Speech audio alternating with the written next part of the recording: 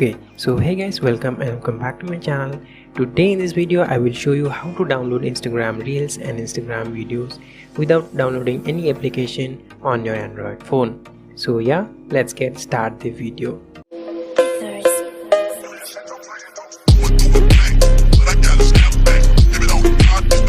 Okay, so you just need to open your Instagram and go to Reels section.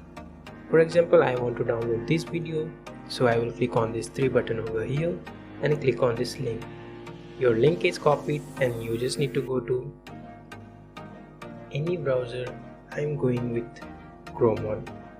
So I will just type here download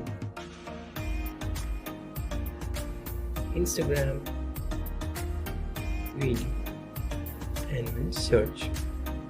At the first, this Instagram video downloader website will be shown and you just need to tap on this one and paste the link here, and the preview will be shown here and you will get this download.mp4 button here.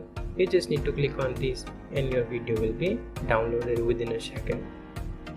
Why I am preferring this website? Because there is no ad shown after downloading or before downloading this video. I hope you enjoyed this video. If you did, make sure to subscribe to the channel and like this video, and we'll see you in the next one. Till then, take care. Bye bye.